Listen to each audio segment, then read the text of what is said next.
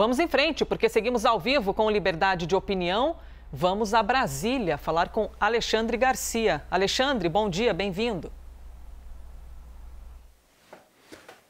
Bom dia, obrigado, Elisa. Vamos então ao diálogo de hoje.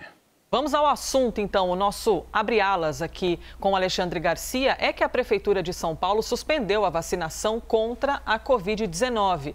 A Prefeitura afirmou que todo o estoque foi utilizado por causa da procura na capital, que foi alta, segundo a Prefeitura. Nesta semana, a faixa etária que deveria ser imunizada é a de pessoas de 50 a 59 anos. O prefeito de São Paulo, Ricardo Nunes, afirmou ao analista da CNN, o Caio Junqueira, que o calendário vai ser retomado normalmente a partir de amanhã, que viria a ser quarta-feira, 23 de junho. Como você avalia essa suspensão do calendário, então, Alexandre? É perigosa, né? O inverno acaba de chegar, né? Literalmente, acaba de chegar. Tá aí, você mesmo comentou que está um dia chuvoso em São Paulo. E o Butantan fica em São Paulo, né?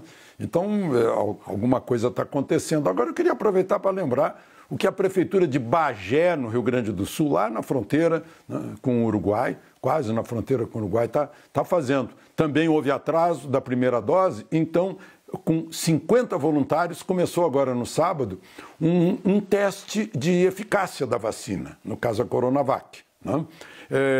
Aqueles que nunca tiveram Covid, mas já tomaram a primeira dose, vão fazer o teste agora dos anticorpos neutralizantes, né? E depois fazem após a segunda dose para avaliar. Eu acho que todo mundo deveria fazer isso, né? Porque a eficácia da vacina a gente só sabe no futuro, com o passar do tempo. E vão fazer esse teste que eu acho que vai ser uma grande colaboração para a ciência. Porque uma coisa que a transparência está faltando é de dizer que a Anvisa licenciou de modo experimental. As pessoas têm que saber que elas fazem parte disso, né? Tanto que atrasou a Pfizer exatamente por isso, porque a Pfizer queria que o governo brasileiro se responsabilizasse pelas consequências, né?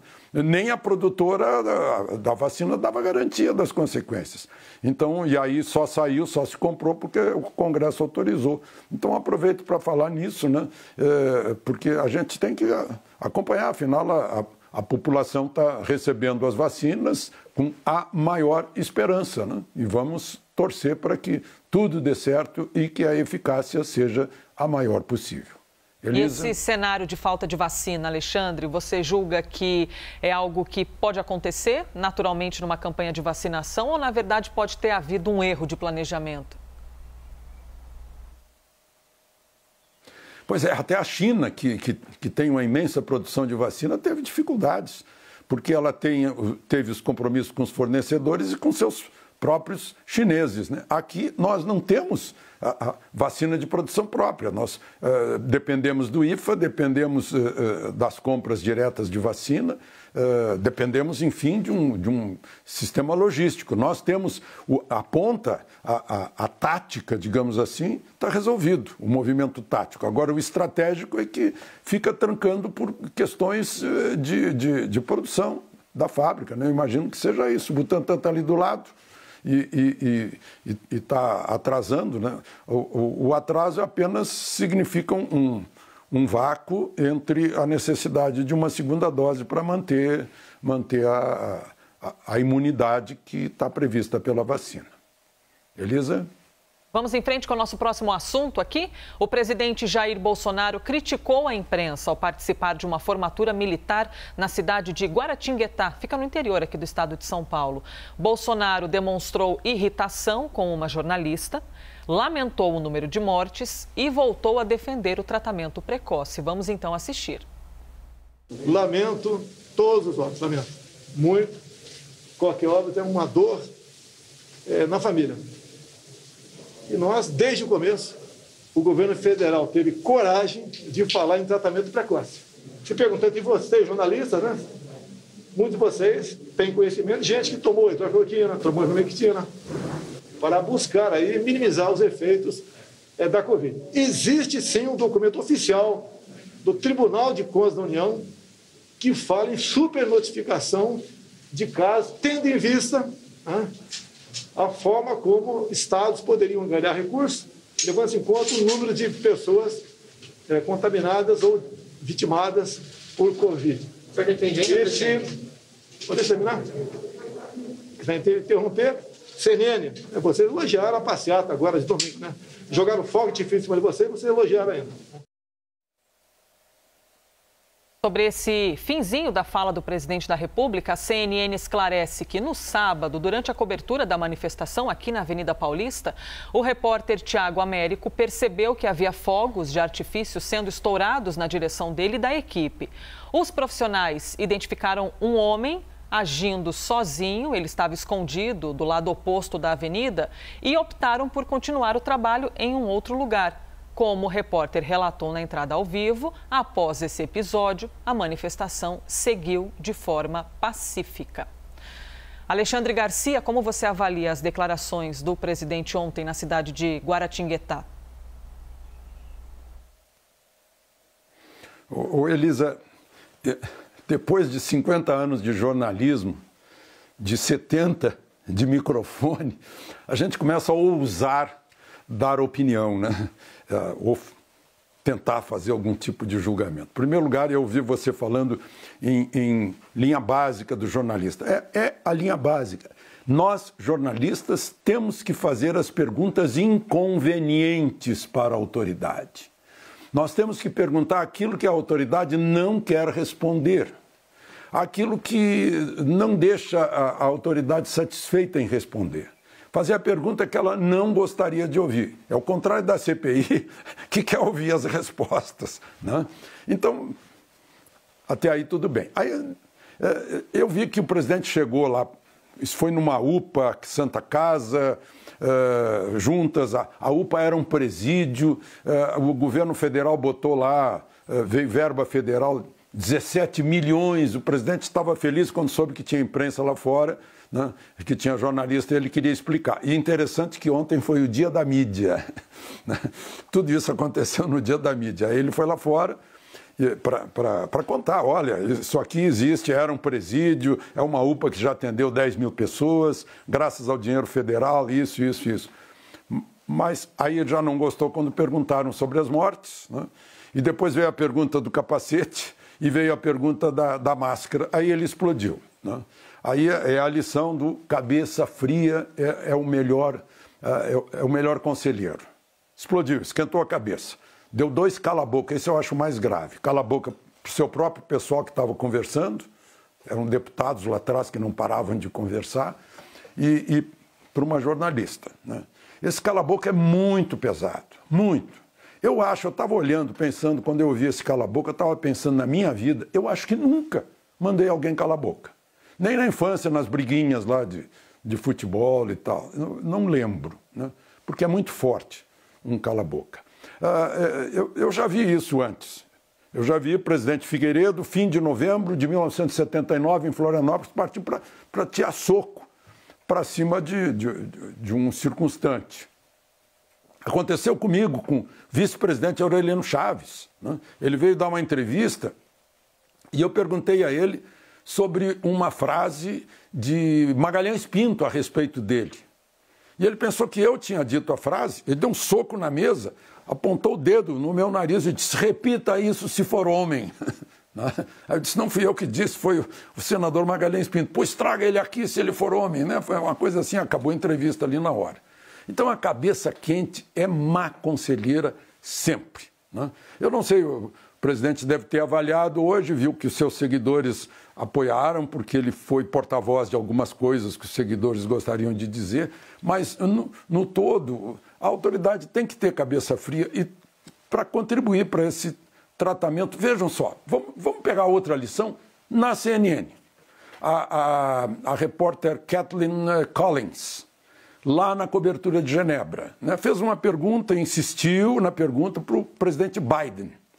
O presidente Biden foi rude, não vamos dizer grosseiro, foi rude, e disse, se a senhora acha isso, então a senhora errou de profissão. Como é que foi a palavra? A senhora está na profissão errada. E deu as costas e foi embora.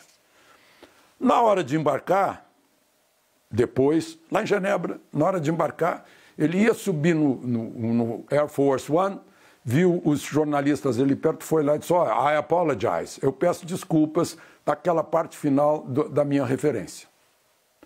Aí a repórter, a Caitlin Collins, né, disse, olha, eu gostei da pedido de desculpa, mas o presidente não precisava pedir desculpas, porque é nosso trabalho fazer isso, é o trabalho dele responder. Seja ele republicano ou democrata, seja lá o que for, é o nosso trabalho. Então é isso que tem que haver de parte a parte, né? O entendimento. O presidente da República é a autoridade suprema do país, né? Ele ficou irritado com interrupções, né? Tá desenvolvendo uma coisa. No caso, ele deu o recado aí do tratamento imediato, e essa questão aí do número, a gente pode pesquisar na transparência dos cartórios e chegar às conclusões devidas, né? Então, foi um episódio que precisa deixar lições, né? Eu acho que as duas partes, humildemente, devem olhar para dentro e pensar no que aconteceu. Eu aproveito Elisa, aqui para reiterar, Alexandre Garcia, o que já disse agora há pouco, mas me parece de bom tom repeti-lo, já que eu estava com o Sidney, agora estou com você. A nossa sincera, evidentemente, solidariedade à repórter que, como eu disse há pouco, estava exercendo aquilo que é o básico da função, que é fazer perguntas. Próximo assunto que eu trago aqui para o Liberdade de Opinião, a ministra Rosa Weber, do STF, suspendeu a convocação de governadores para a CPI da pandemia. A pedido da ministra, o plenário do STF vai se reunir ainda nesta semana para decidir qual será a regra a respeito do tema. Essa informação foi confirmada à CNN pela assessoria de imprensa da Corte. Até o momento, apenas o ex-governador do Rio de Janeiro, Wilson Witzel, tinha prestado depoimento à comissão. Então, já compartilho aqui com você a pergunta, Alexandre, como você avalia essa decisão da ministra Rosa Weber? De que maneira ela deve repercutir? Pois é, o Supremo é intérprete da Constituição. O artigo 50 da Constituição, que fala em convocação por parte do CPI, não menciona nem governadores, nem presidente da República, né? Tem lá um princípiozinho, eu só sou um leitor, né? Nada mais, eu não sou formado em Direito, mas tem um princípiozinho que diz que aquilo que não é proibido pela lei é permitido, né? Então, a lei não proíbe que nem presidente da República, nem governadores. Está lá, assim, pode convocar ministros, né? Chamar ministros. O regimento interno do Senado é que diz que uma comissão parlamentar de inquérito não pode abordar assuntos dos estados e da Câmara dos Deputados, né? Então, talvez baseada nisso, né? Vai submeter ao plenário. O plenário não vai deixá-la só, né? Vai avalizar isso, vai endossar essa decisão. Eu acho que esvazia a CPI, porque vai investigar o quê, então? Vai investigar vontades políticas? Não, tem que investigar o fato determinado. O principal fato determinado, eu chamei de principal por quê? Porque é o requerimento que tem 45 assinaturas. O que quer investigar o presidente tem 31. Então, o fato principal da CPI é investigar para onde foi o nosso dinheiro. Cadê o dinheiro que estava no nosso pagamento de imposto? E foi para pagar o hospital de campanha, respiradores, que palavrinha mágica é essa, e proteção individual para as equipes profissionais de médicos, né? Não vai poder. Então, não vão os governadores. Agora, fica a pergunta, né?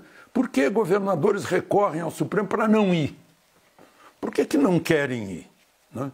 Porque não tem nada a esconder, vai lá e fala, né? Um ex-governador mas foi lá e usou a CPI, usou como palanque para acusar na tentativa de se defender, inclusive num português sofrível para um juiz de direito de carreira, né? Convenhamos, juiz federal. Mas, enfim, né? Ele usou a CPI e foi embora, se levantou na hora que começaram as perguntas que iam deixá-lo incomodado, foi embora, né? Então, é isso. Elisa? E na sua opinião, Alexandre, esse movimento no STF, que reflete no Legislativo, pode de alguma maneira significar, assim, digamos, uma derrota para o governo federal? Porque inicialmente a CPI da pandemia estava ali toda dedicada a investigar apenas o que fez o governo federal. Depois houve ali um posicionamento de, opa, pera lá, também queremos investigar o que foi feito com a verba enviada aos governadores, aos prefeitos. Esse momento poderia significar uma derrota, Alexandre? Derrota para a CPI, sim. A CPI vai investigar o quê? Né? Você não vai investigar cadê o dinheiro que estava aqui? Né? Eu acho que sim. E é mais uma derrota para o parlamento em geral. É mais uma intromissão de outro poder, né? Contrariando o que está no 2º artigo da Constituição, numa questão muito interna do Senado Federal, que é uma comissão parlamentar de inquérito. Está certo, está garantindo direitos dos governadores. Isso é amplo, qualquer um pode pedir garantia de seus direitos. Mas é muito estranho, é uma recorrência, uma reincidência. Já foi o Supremo que mandou abrir a CPI. Agora o Supremo determina quem pode e quem não pode depor na CPI. Fica estranho, muito estranho. Por falar em CPI, hoje, terça-feira, 22 de junho, temos a retomada dos trabalhos. Daqui a pouco, às 9 da manhã, começam então eles. E o nome do dia é o deputado e ex-ministro da Cidadania, Osmar Terra. Terra é apontado como um dos integrantes daquele chamado gabinete paralelo que orientava o presidente Jair Bolsonaro no combate à pandemia. Os senadores aprovaram inicialmente a convocação de Terra, mas converteram essa convocação em convite. E o que isso significa? Como convidado, o deputado pode decidir não comparecer ou deixar a reunião a qualquer momento. Qual a expectativa, então, Alexandre Garcia, para o depoimento de hoje? Por estar, então, nessa condição de convidado, o deputado vai ficar até o fim das perguntas ou vai se levantar e sair como fez o ex-governador Witzel? Não, eu acho que o Witzel não é exemplo para o deputado Osmar Terra, não. Eu citei há pouco, né, um artigo do Regimento Interno do Senado, é o 146, que diz que não se admitirá comissão parlamentar de inquérito sobre matérias pertinentes à Câmara dos Deputados e aos Estados. Ele é deputado, né? Então, por analogia, né, se fala em Estado e não pode vir governador, fala em Câmara, não pode vir deputado, não é o caso, está lá o deputado, não, vai para lá. É interessante porque vai ser com as mesmas imunidades, que aliás não estamos tão imunes assim, né, previstas no artigo 53, acho, da Constituição, com a mesma imunidade parlamentar que tem os senadores, igual para igual. Mas acho que pode ter 2 belos duelos, né? Renan Calheiros e Osmar Terra, um senador ou outro deputado. Ambos já foram ministros. Osmar Terra foi 2 vezes ministro de Temer e de Bolsonaro. Renan Calheiros foi ministro da Justiça de Fernando Henrique, né? Ambos com muitos mandatos. Renan Calheiros tem até mais mandato como senador que Osmar Terra. Osmar Terra acho que tem 4 mandatos como deputado, mais meio como suplente, né? Ou seja, ambos têm carreira política extensa. Pode ser um bom duelo. E os 2 são do MDB, os 2 são do mesmo partido. E depois, 2 médicos, Otto Alencar e Osmar Terra. Esse vai ser ótimo, né? Tomara que Otto Alencar esteja lá presente, porque outro dia que teve lá 2 médicos, Otto Alencar não foi, né? Eu estou curioso para ver esse encontro de hoje, né? Eu estou até tentando levantar a audiência da CPI, que despencou, né? Se a gente olhar o Google Trends, vai ver que 100 com o Pazuello, com a doutora Mayra, e agora despencou para 41, né? Ou seja, caiu quase 60% a audiência da CPI. Está cansando, né? Porque fica mais sobre o mesmo. Vamos esperar. Elisa? E que tipo de perguntas a audiência da CPI deve ouvir hoje, Alexandre? Como deve ser a postura dos senadores nesse momento de ouvir aquelas declarações dadas por Osmar Terra sobre coronavírus, sobre a pandemia e o enfrentamento dela aqui no Brasil? Bom, se tiverem que saber quem previu, quem fez previsões certas ou erradas, vão ter que convocar uma multidão, né, aqui nesse país, porque No início, então, ninguém sabia nada, né? Diziam que o vírus ia morrer com 27 graus do verão brasileiro, né? Diziam que seria uma gripezinha, diziam tudo isso, né? Mas, enfim, eu acho que as perguntas mesmo vão centralizar no suposto inventado gabinete paralelo, que, na verdade, são pessoas da área de medicina que o presidente chamou para se aconselhar, para saber o que é que a gente faz, né? Aliás, deveria ser muito mais, né? Deveria ter, não só o Congresso Nacional deveria convocar, como o presidente da República deveria ter, eu já falei aqui, né, uns 50 especialistas médicos, né, gente de medicina. Doença é com a medicina, né? Solução de doença, né, quando há dúvida, é com a clínica é soberana, não custa a gente repetir essas coisas.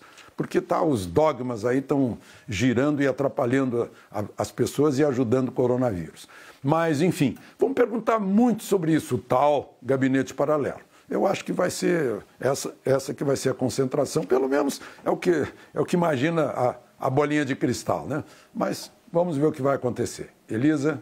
Já temos, inclusive, imagens da chegada do nome do dia, o deputado Osmar Terra, aí já chegando até a sala da comissão da CPI da pandemia. Osmar Terra, que é deputado e também ex-ministro da Cidadania. Lembrando aquilo que acabamos de dizer, que os senadores aprovaram inicialmente uma convocação a Osmar Terra. Só que agora converteram em convite. Então, como convidado, o deputado poderia decidir ir ou não, já vimos que foi, então essa questão já é deixada de lado, mas também como convidado ele pode decidir deixar a reunião a qualquer momento. A gente viu essa cena ocorrer uma vez, citada agora também pelo Alexandre Garcia, envolvendo o ex-governador do Rio de Janeiro, Wilson Witzel. Vamos ver o que nos espera então nesse dia. Me despeço de você, Alexandre Garcia, desejando aí uma boa terça-feira em Brasília. Obrigada. E eu desejo que você aproveite as férias, Elisa. Até amanhã.